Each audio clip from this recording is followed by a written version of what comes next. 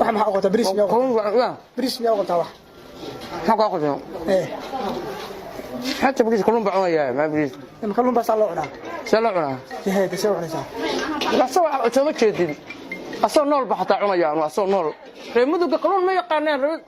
ما تنيو واقع ما هذا يمسك كلهم نوصل حسنا أو جدا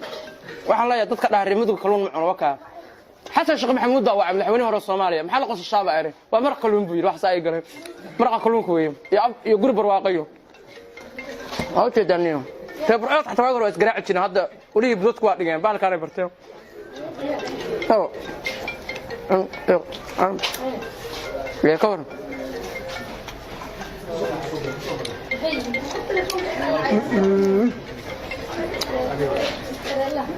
وسمعنا نصيبا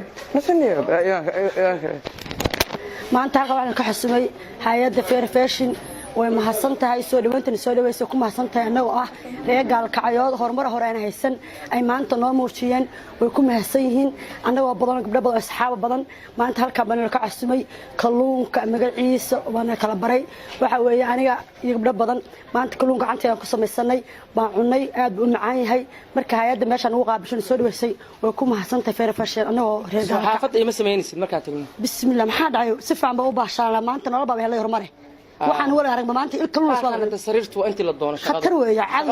xaaj adan ku haysta